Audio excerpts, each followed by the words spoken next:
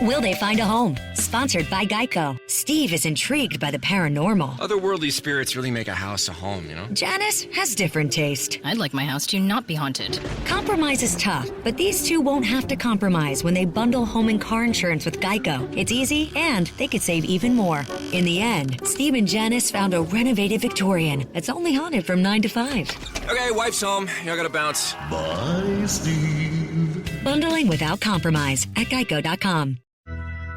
From the basement of the Bob and Tom Studios, it's That Josh Arnold Podcast.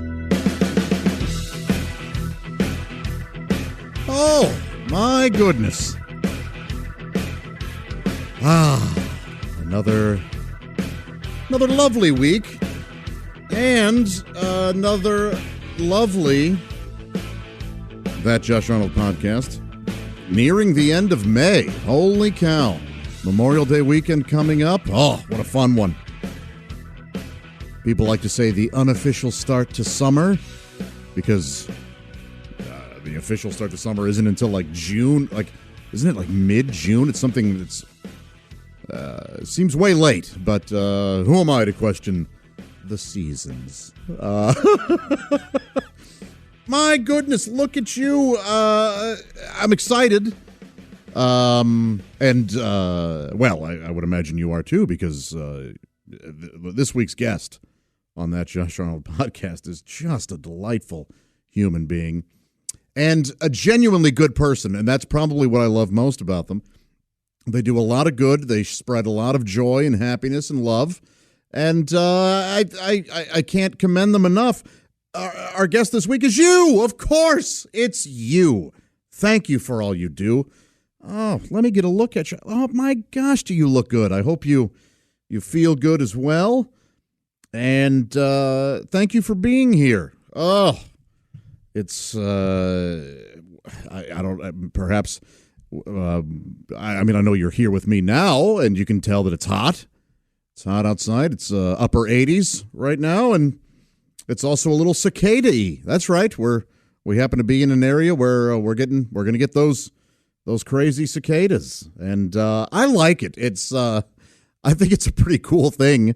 I know that they're noisy and gross and weird or whatever, but I think it's cool. Every 17 years is this brood, and man, I remember being a little kid when they came out, and then being like in my late teens, early 20s when they came out, and boy, just everywhere. And I think it's a wild thing. So I hope you enjoy it. Cicadas are not this week's sponsor, but we have a good one this week.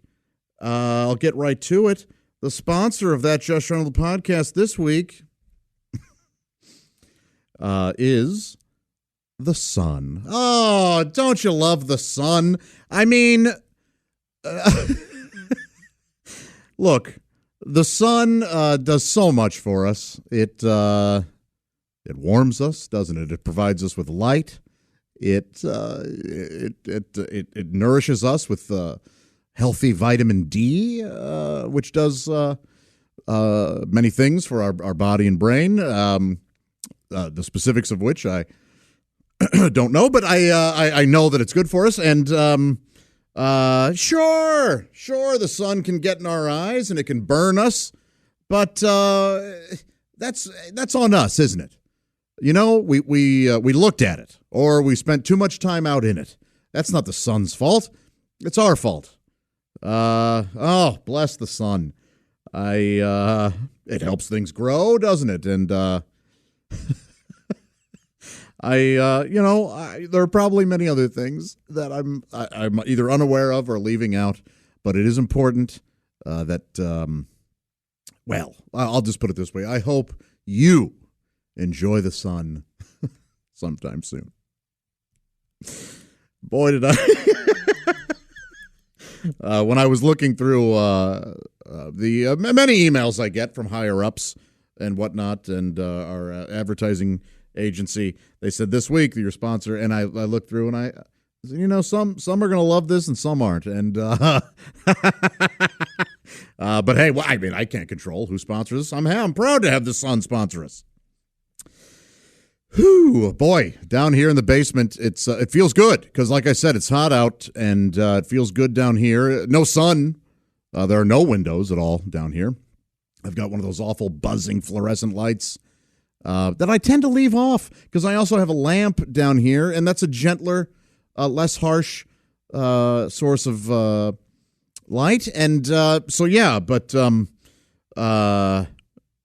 are down here in the basement. It feels pretty cool. But I say we get out of here for a second and we hop on board the. Well, yeah, real quick before we hop on board, I was asking Jason, my producer, this, and I just want to ask you guys: did I bum you out last week? I hope I didn't. I was telling some prom stories, and it got a little serious or whatever. I hope I didn't bum you out. That's not the. My gosh, the whole point of this exercise is to spread some happiness and cheer. And I didn't. I hope it wasn't too morose last week. And the reason I'm asking is typically I'll get hey, I enjoyed the podcast emails. I got none last week, so I I was worried. Not that you have to. I don't need it. Trust me. But it was something where all of a sudden it wasn't just a decline in email. It was there were none. There were just simply none, and that's all right. Hey, that's okay. I know you've got lives and you're busy, and you don't need to fluff my ego. Trust me, you really don't. But I was just concerned. That's all. So I hope I didn't sadden too many of you, and I hope you all came back. All right, let's hop on board the TGA Express or the ARN track. My buddy William wrote in saying that the ARM track could potentially be a monorail. And guess what, William? It is. It is. And yes, you're correct. It is the only steam-powered monorail in existence. It's quite something. It is. It's a wonderful, wonderful mode of transportation, and so it's quite something to behold. And we're I see we've stopped here. Where are we? What look? Oh my goodness! The TGA Express has stopped in Fairfield. That's right. That's right. Now the name is ominous, obviously, and it's a weird place. But there are some friendly folks here. They just happen to enjoy, the focus of this area. That area being, of course, Fairfield. Phobias. Things that folks might be afraid of or scared of here in Fairfield. So let's go ahead and explore this week's phobia while we're here in Fairfield. So this is a wild one. I did not know that this existed, but phobias are it's a varied category, isn't it? I mean, there are phobias for everything. There are phobias for people who mispronounce phobia. Did you know that? When they accidentally say things like phoba, they get real scared. So this, oh boy, what a phobia this is. I wonder who has this. I don't think I know anybody that has it. Perhaps you do. Perhaps you even suffer from this phobia. The phobia is arachibutterophobia. That's right. Arachibutterophobia. Now, it's not a fear of butter. Butter is in there. I'll just go ahead and spell this out for you. It's ARACH. Now, right there sort of suggests spiders, like arachnophobia. No. So ARACHIBUTYRO, arachibuttero, or maybe butero, and then phobia. Arachibutterophobia. And it means, I'm not making this up, the fear of peanut butter sticking to the roof of your mouth. This is a legit phobia. Now, those who suffer from this typically, I did a little research on it, typically will avoid peanut butter at all costs. And not only that, they'll avoid other things like peanut butter. Maybe taffy, something that could get stuck to the roof of your mouth. I bet they hate those trays at dental offices where they kind of fill them. Remember when you were, this is mostly for like adolescents, where they would fill them with fluoride and then put them on they were like cups that they would fill with fluoride and then put over your bottom teeth and your top teeth, and you just sit there with them and you kind of gagged, and boy, that was brutal. So I bet they hate that. Or if you've ever had to get a mold of your teeth, let's say you were getting braces or something, and they fill it with that clay and then just stick the... Oh, if you suffer from arachibutyrophobia, then that's got to be just, you probably couldn't do it. You may have to be put out. Oh, boy. Put under, rather. You would be put out. It would, put under. Arachibutyrophobia, fear of peanut butter sticking to the roof of your mouth. What if you're a dog and you have this? I mean, you can never. That's peanut butter was normally a treat, right? You fill up those Kong balls or whatever with peanut butter, give it to your dog. Not in this case. You wouldn't do that to a arachibutyrophobic dog. No way. A lot of times, that apparently this phobia can stem from like incidents where a person had peanut butter in their mouth and they felt they were choking to death, and so then they have fears of it. But others just don't like the fear at all, or the feeling of it. That is, and what a phobia to have. See, boy, and you know that there are arachibutyrophobiacs out there that love peanut butter, and they just, man, that's a tough one. If you have it, let me know. And I'm not just saying, I kind of don't like the way it feels or whatever. It kind of gives me... No, I'm not saying, like, are you phobic? Can you... I mean, does it really... Is it just a complete illogical fear for you? Let me know. Or if you know somebody who has it, that'd be interesting. Boy, what a good trip to Fairfield this was. I certainly enjoyed it. I hope you enjoyed our first trip together to Fairfield. And I'm sure we will... be back. Boy. Because we have nothing to be afraid of when we visit Fairfield. But we just learn about things like this. Interesting. Real quick, did you know that there's something called phobophobia? And that is a fear of phobias?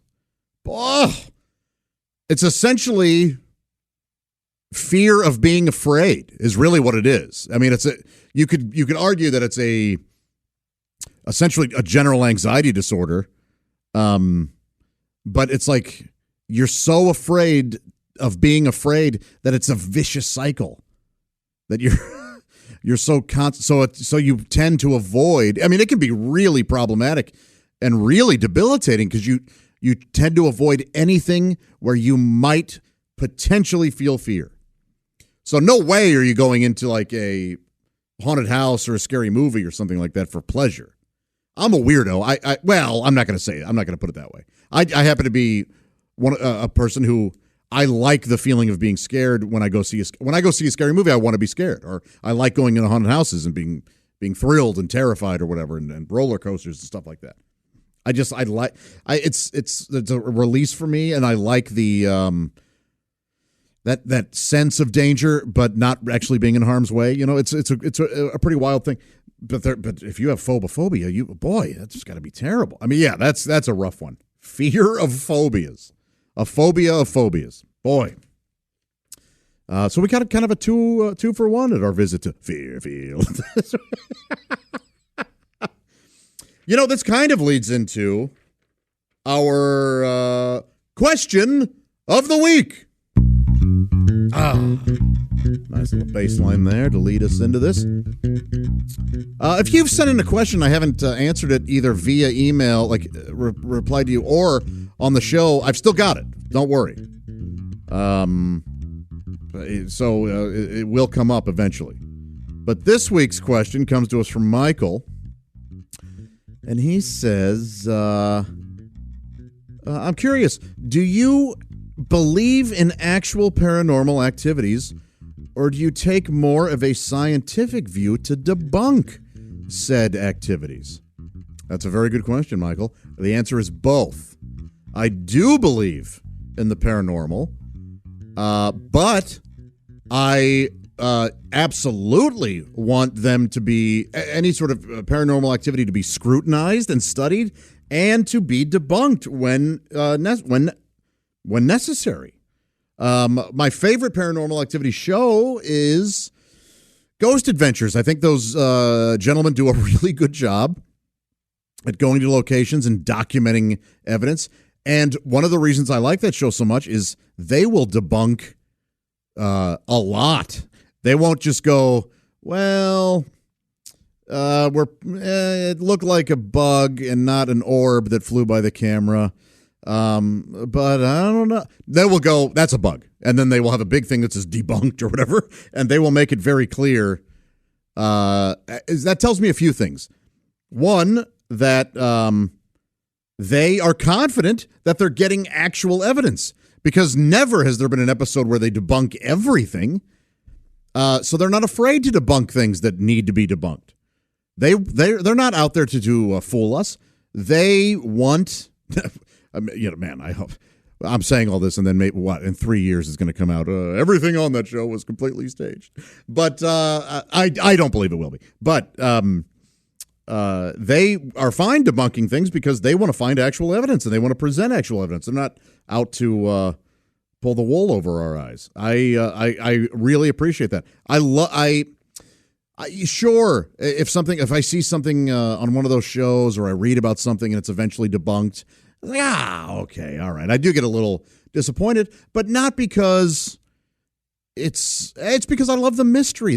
I love it. Don't you? Don't you like not totally knowing everything? I love that. Wouldn't the world be so boring if we knew the answers to everything? Ugh. No thanks. Yeah, I like not knowing. And boy, so yes, the answer is yes. I do believe in paranormal activity. I also think that science should be applied, and I enjoy that too.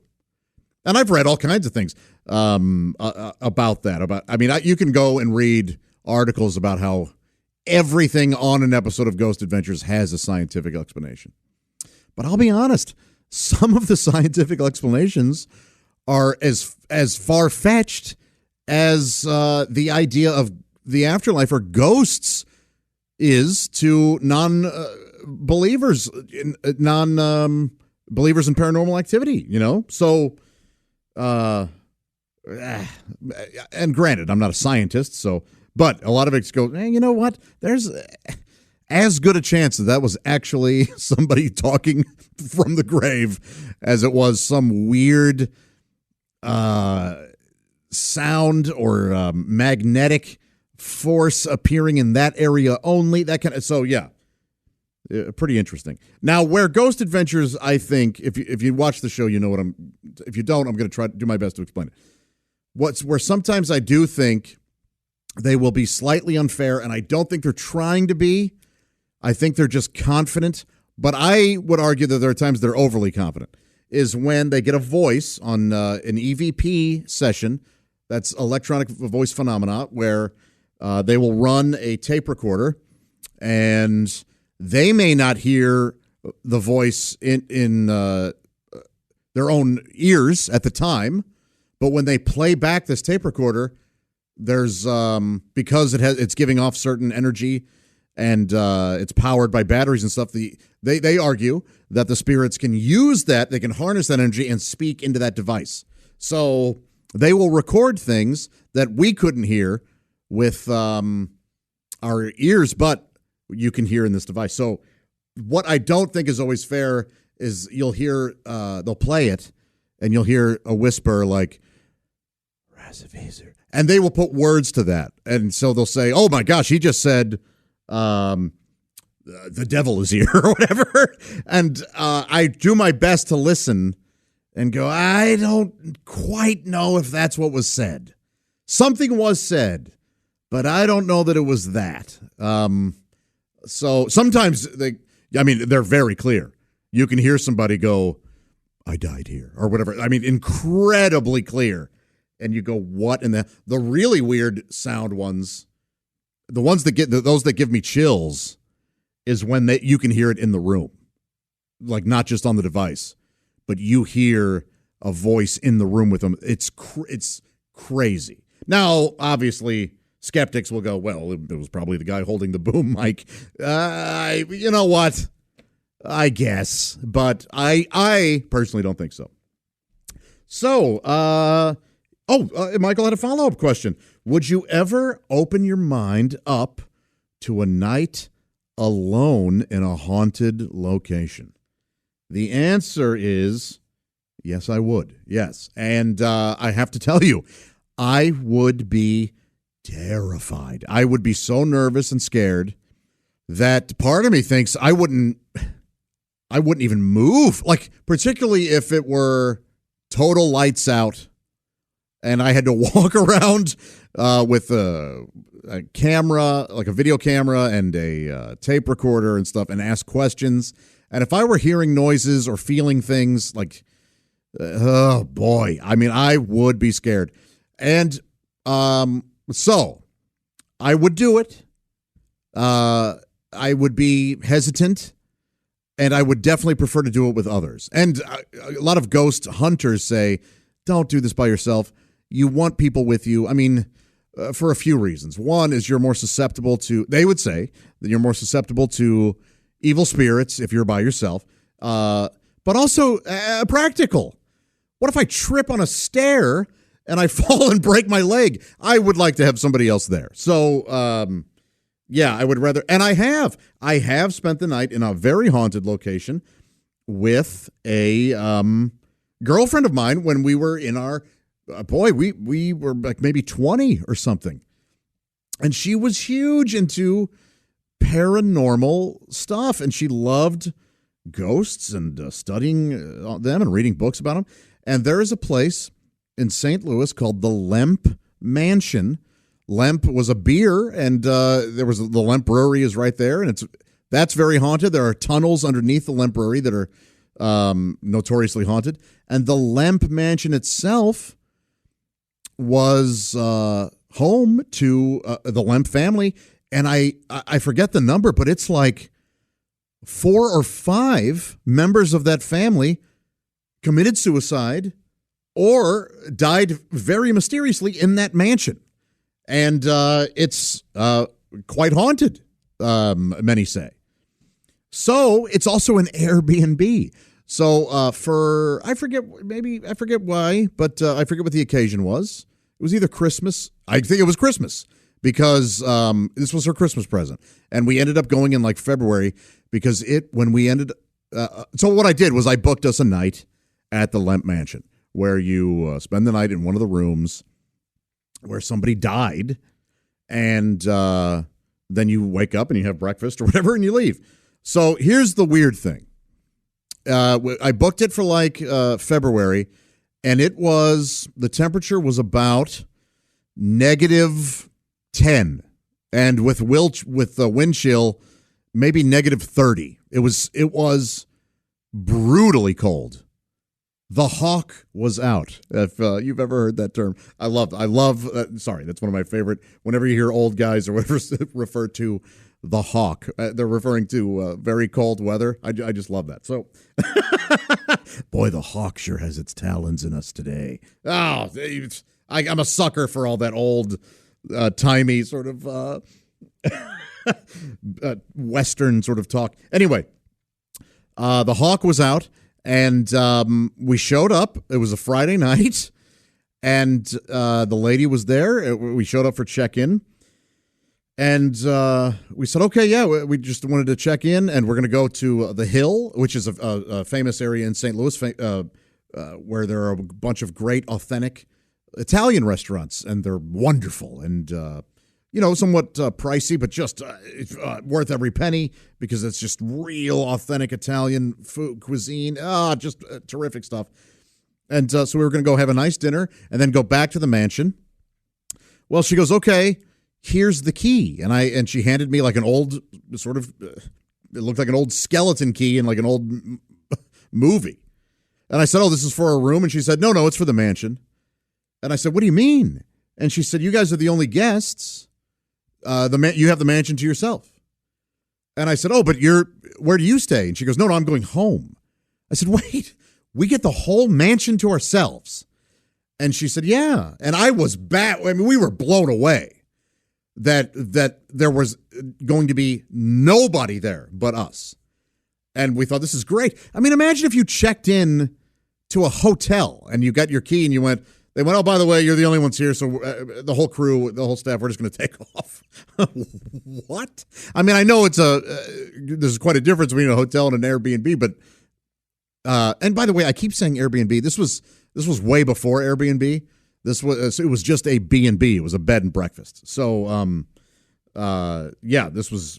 I don't mean to confuse you. This was a long time ago, 20 plus years. So, okay, all right, great. So we lock up the place.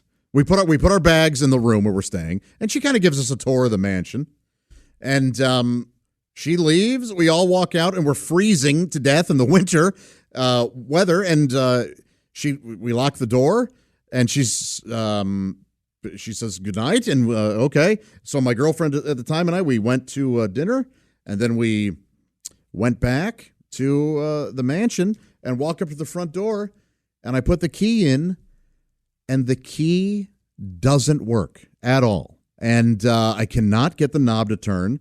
I can't get this front door open, and we are standing there freezing. It's essentially -30, and we are and the wind is blowing. It's harsh. I mean, we are freezing, and I cannot get this door open. And this was 1999, 98, somewhere around in there. Cell phones, not, they were a thing, but not everybody had them. And they certainly weren't hey, if you have any trouble, call my cell. That wasn't happening. So there was no way to get a hold of anybody that worked at the Lemp Mansion to come help us. So I'm trying to get this door open and can't at all. So finally I go, I've got to try. We've got to find something. We've got to figure something out. And so I say, stay here. I'm going to go try to find a different way in. So I walk around this mansion, and there's no other door. There are some windows, and I'm kind of trying to open those. Nothing, of course, is happening. And so I go around the back, and there's one door that's clearly leading into like a basement. So I try the door, and it just opens up. Like it wasn't locked or anything. It just opens up. I go, okay, great. Now I can go through. I can go up top and open the front door for my girlfriend. She's just out there freezing on the porch. I don't remember if she ended up I don't think she did, but she could have gone into her car and sat or whatever with the heater or whatever. But I don't remember if she did. I don't think so, because so here's what happened. I go in and I shut the door, shut that basement door behind me. And I'm telling you, it's the darkest I've ever seen. It was so dark in this basement that I couldn't turn around. I lost all sense of direction and could not find the door that I just closed behind me. I couldn't find the knob. I couldn't find the door itself. I felt like a shelf. I'm getting chills retelling this because I was terrified. This notoriously haunted mansion, and I'm in the basement, and I cannot see anything. And to be quite honest, I don't know how I did this. I felt my way, and I was feeling. I mean, I only had my hands. That was the only way that I could, quote unquote, see. So I'm feeling this old. I mean, this mansion's centuries old. So I'm feeling like this old damp brick. And finally I feel like a shelf, and there are clearly some like steel bowls. And all of a sudden I go, oh my gosh, this must be some sort of kitchen also. Because I'm hitting like metal. I remember I hit like what felt sort of like a ladle, and it crashed to the ground, and it was the loudest thing I've ever heard in my life. And and I'm so scared. And there's not a switch to be felt anywhere. Finally, I would say it was 20 minutes. 20 excruciatingly long minutes of me feeling around this basement slash kitchen storage place until I found a doorknob. And I didn't know. Again, I was so disoriented because, and by the way, my eyes never adjust. Like, it was so dark, my eyes never adjusted to see anything. There was literally no light to adjust to. So I finally felt a doorknob, and I went, okay, this is either the door that I came in or it's going to lead somewhere else. And I opened it. I still can't see. I can't see anything in that room. And I start walking, and I hit a step. And I go, okay, this is at least a staircase. I'm going to go up to the floor where the front door is. And I make my way up and open the door, and it's still so dark, but I can actually see things. I can see forms like furniture or whatever. Like, oh, jeez. So I go to the front door, and not only this is weird, okay? Not only is the front door unlocked, it opens up as easily as anything. And Emily's just standing. Oh, well, my ex-girlfriend, yeah, her name was Emily, is just standing there. And we're just, and she is like, are you okay? Because she didn't know where I was. And apparently I looked horrified. And I go, this door isn't even locked. And she was like, what? And when we were outside trying to get in, we were turning that key and turning that knob. And I was putting my shoulder into this door to try to get it to budge in any way possible. So, of course, she jumps on, well, that was the go. They were keeping us out. They didn't want us to come in. And I go, well, they didn't mind me going through the basement. And then she, of course, she wasn't trying to scare me, but they don't mind you. They wanted you to be in a vulnerable position to go through the basement. Oh, terrific. So, we end up, obviously coming in. We lock up the front door. I don't go back down into that basement to see if I can lock that back door or whatever. Whatever. So we go upstairs. We're on like the second or third. It's a big mansion. We're on the, I guess it would just be a second floor. There was a third floor. We went up there to look around, but our room was on the second floor.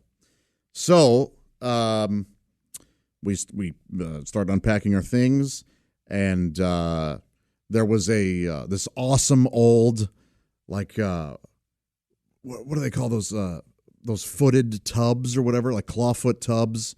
I'm not embarrassed to say we took a bath, and it was pretty cool. And then and lit some candles or whatever. It was nice. Well, what are you going to do? We were a couple, and we wanted. It was romantic and kind of weird because we were in this haunted mansion. But the bath was great because we were freezing to death. And then we went to. She wanted to record us using a Ouija board that we had brought. So we set up a video camera on a tripod, and get your minds out of the gutter. This was just for the Ouija board, all right? So we start filming, and we start using the Ouija board. Now, I know that the Ouija board, some have scientifically debunked the Ouija board. Oh, it's just the vibrations of fingers, and somebody is actually leading it. They just don't feel like they are, and all this stuff. I am a believer in the Ouija board. So while I don't deny the scientific aspects of one, I do think that they are capable of being a conduit. And some of you, if you don't agree, totally fine. I just ask you not to consider me a lunatic, because I certainly don't consider you one if you don't believe in this stuff. So anyway, we're doing it, and it's kind of interesting or whatever, kind of fun. We're not getting a ton on the Ouija board. We're getting enough for it to be interesting and entertaining and a little eerie. It spelled out the name of. Now, one thing that we did is I didn't know much about the Lemp family, and Emily had known a ton. She had studied it, and at one point, the Ouija board spelled out the name of a Lemp family member that I was not aware of, but she was. But it didn't feel like she was pushing the planchette, that the thing that slides on the Ouija board around forcefully. It just felt like it was doing it itself. So that was kind of a neat thing.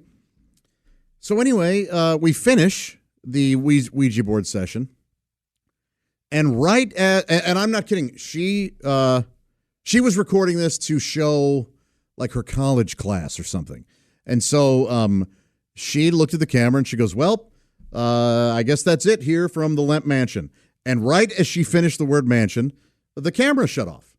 And I looked at her, I go, "Oh my gosh, how awesome is it that the battery just died just as you finished? We had just enough battery. How great. So your project will be cool or whatever." So I go over to the camera and I go, "The battery's dead, though. I wish that we could watch some of what we just did to see if we captured any orbs or anything in the background, like some of the video." And I'm kind of messing with it, and I go ahead, for whatever reason, try the power button on the camera. It powers back up, and there is 3/4 of the battery left, because it says right there. The camera just shut off on its own, and there was still battery left in it. And she lost her mind when I told her this, and I got chills, and I was like, "Oh my gosh." Whoever was in here with us shut off the camera. It was fun. Now look, can a camera just shut off on its own or whatever? Yes, of course. Why? It's a piece of technology. I'm sure it can. But was it an eerie coincidence? Were we excited? Was it fun? Yes, it was. And we eventually walked around with the video camera and to other rooms, and it was real creepy. But honestly, no noises, no sightings of any kind. I didn't even get too many. There was always kind of a weird feeling in there. But nothing compared to how I felt in that basement. And boy, I mean, maybe it would have felt weirder if the front door had opened just immediately and we just walked in. Maybe I would have been weirded out by other things in the mansion, but I think that was a tough act to follow. Me having to feel my way through that pitch black basement. Whoo, boy, I'm a little sweaty even thinking about it. Man, oh man. The Lemp Mansion is still there. If you're ever driving on Highway 55 through downtown St. Louis, you can see it. It's right there, and it's across from the Anheuser-Busch Brewery, and it's just this old, very old mansion. I wonder if they still have the B&B part of it, if you can still spend the night there. So, long answer, Michael, but I hope you found it entertaining. It sure was fun to revisit that experience. The next morning we woke up and we could smell breakfast being made. We went down and the lady was there. She was like, "How was your stay?" I didn't even tell her about the front door not working at all. I just handed her the key and we left. So, okay, boy, pretty wild. It's weird to talk about ghost stories in the middle of summer, but I can talk about them anytime. I love them. But look, Halloween is. I saw recently some Halloween movies on cable. I was like, "What the heck's this?" And it's halfway to Halloween. It's our halfway to Halloween marathon. I was like, "All right, why not?" But until then, I'm ready for the summer, and I bet many of you are too. And I'll tell you what, I've been doing some work outside. I had a goal ever since I moved into my house to life around the house. There were no flower beds at all, no plants. There's one birch tree in my front yard, and that's it. And the land also kind of around my house kind of slopes inward towards the house. And, well, that's no good. I didn't like, now I had gutters with long, downspouts with long extensions so that the rainwater would go away from the house and not affect the foundation. But something still had to be affecting the foundation. Some dampness or whatever. And I thought, I want to build flower beds essentially around my house, at least in the front and then the left and right side. And thought, all right. And this spring I went, this is it. I've lived there for 3 years. I went, this spring I'm going to do this. And I had Jeff Oskey from the Big Morning Show over, and you know him from his new wonderful segment, Failed to Mention, and he was a landscaper for, oh boy, over 10 years, I think. I mean, it was a long time, and he skilled and quite knowledgeable with that stuff.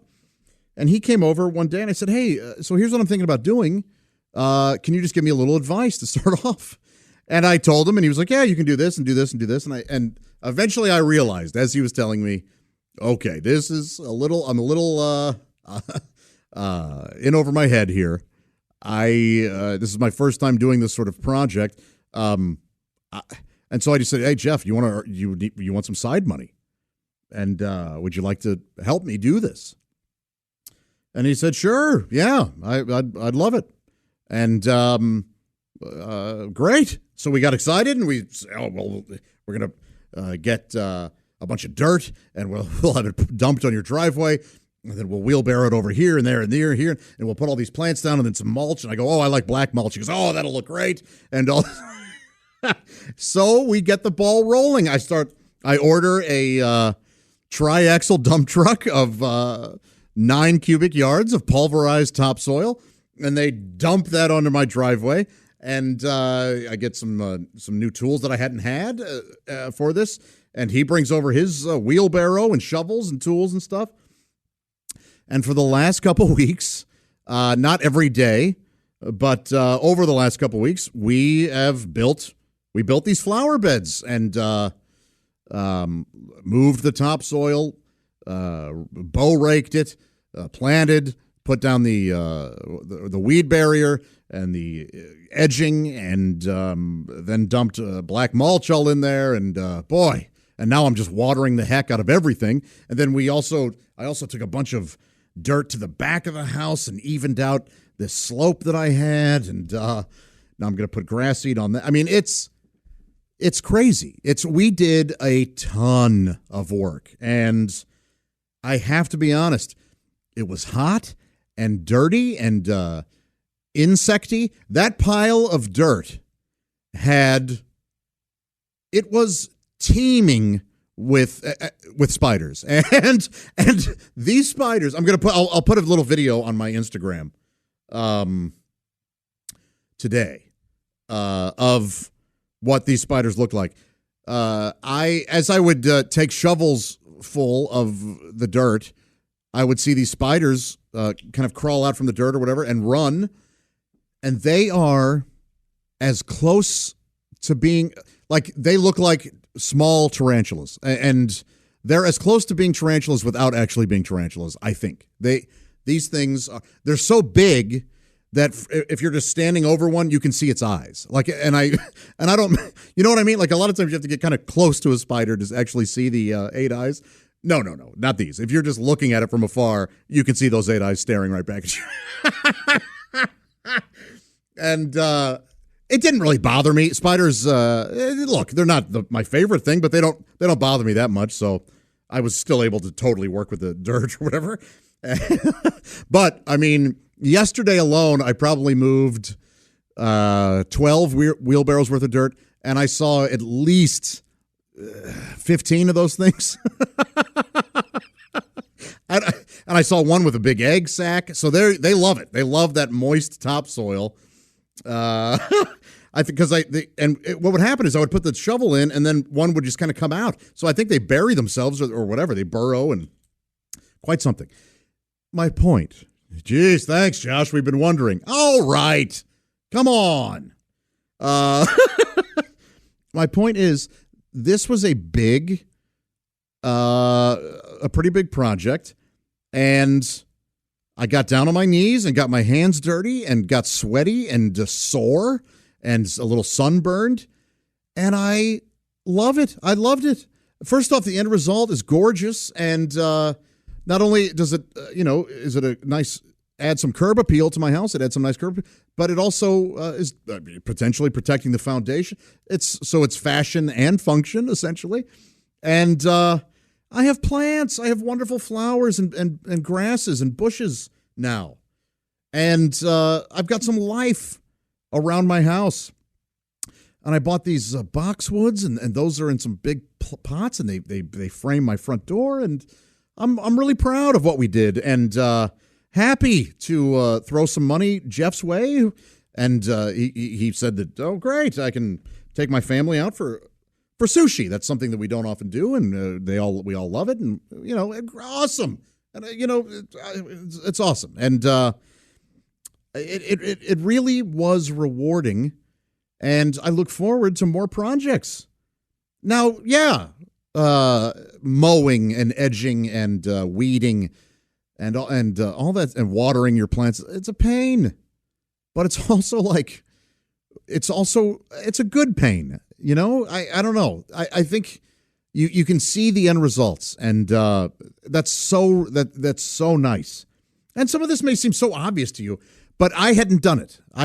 And there was a part of me that went, man, I'm just going to save up and hire a landscaping company, and they can come out and do this. And I'm really glad that instead I hired a friend. We had some laughs while we did it. We we shared some stories. He's a stand-up comedian as well, and he also works on the Bob and Tom show. So we had a lot to talk about, and I got to learn a little bit more about his family and past, and terrific. And when we weren't talking, I would put in my I'd listen to music. And what I like when I do yard work is, well, I'll be honest, I am a sucker for old-timey Americana and rural, bucolic sort of settings. And I love, I just love, looking back at, I love the history of sort of the Midwest and farmers. I told you guys about that wonderful novel, Cold Mountain. I love that stuff. I love salt of the earth sort of people and things. I love it. And so what I like to do is I put on, now when I mow, I tend to listen to my angry young man music. I have my Slipknot and my Static X and my Korn and Marilyn Manson and stuff. and I like it. It gets me pumped up or whatever, and it's a nice release and it's fun. But when I'm in the dirt, when I've got my hands in the soil, I like some country music, some outlaw country and some old country, and I like things with fiddles and banjos and stuff because it gives me the briefest and tiniest glimpse into working my land, what it must have been like to walk out the house that maybe you didn't build literally, but your father did or your grandfather did. Like they actually built it, and you and their wives, your grandmother and your mom, and now your wife, essentially run the house, and they make sure everything's in order and cleaned while you're out taking. And by the way, that's not to take anything away from the fact that so many women were out taking care of the land as well.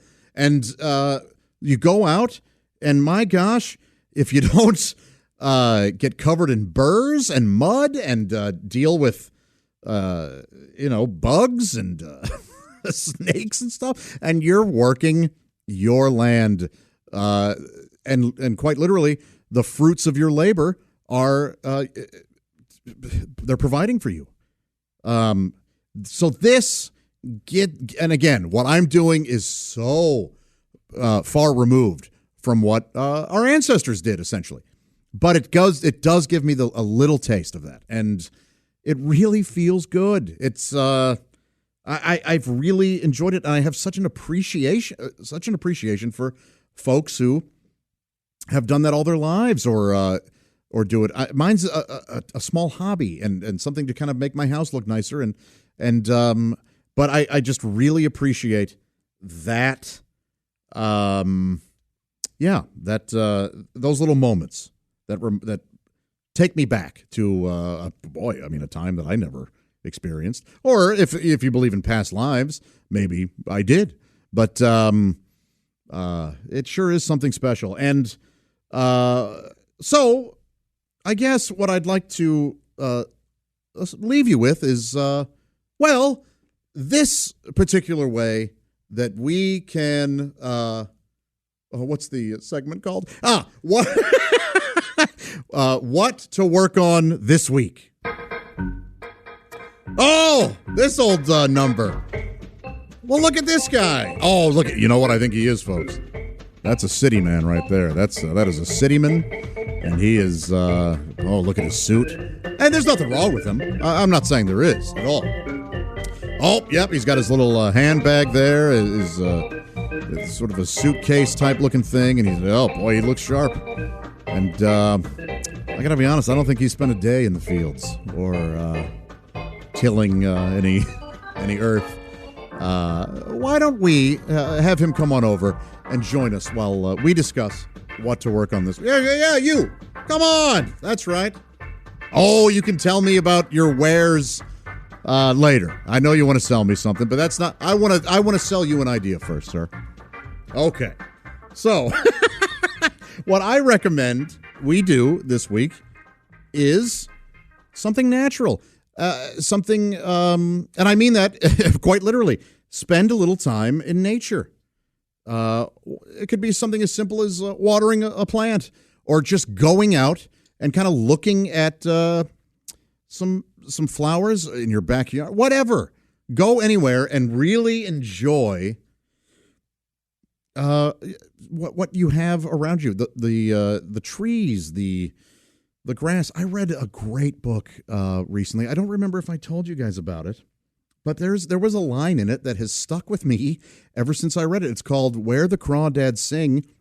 It's a lovely book, and this woman is she raises herself essentially in these grasslands. It's kind of a swamp grassland off the Carolina coast.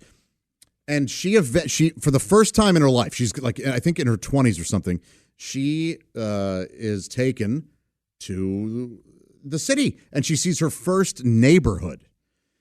And the thing that strikes her as she's riding through this neighborhood, rather, she says, and I'm paraphrasing, everybody they cut their lawn. Like she can't believe that people mow their grass and prune their plants and trim their trees and stuff like that, because to her, that is completely unnatural to cut down something like that in its prime. She thinks, and she's lived this life, grass should grow as high as it can grow, and trees and plants should get unruly. That's their nature, to grow as big and crazily and as wildly as they can. And she can't understand our mindset of, well, it doesn't look good unless I cut it. It doesn't look good unless I prune and clip. And it really struck me. Yes. And this year, I probably went 2 weeks longer than I should have before I mowed my lawn for the first time, because I would look out at it and her voice would pop into my head and I'd go, yeah, this is how it should be. Grass should grow as high as it can get. But of course, I had to succumb to, my own aesthetic desires for my yard. And of course, Even more so, my neighbors' aesthetic desires for my yard. They don't want to look across the street or next door and see an unruly yard. But it definitely hit me. So what I'm suggesting is check something out. Go out and really admire some nature. And if you do, if you don't just go, okay, I looked at a tree and I'm going back inside. If you really just kind of, get your hands a little dirty or just touch the bark or whatever. Really try to connect. And I know this sounds sort of hippie-ish or whatever, but that's fine. It's cool. I think you will. I think you'll like it. And I think, it's also, walk through your yard barefoot. Man, oh man. That's that's connection. So something like that. I hope you do it. And don't forget that this weekend is a very... Bye!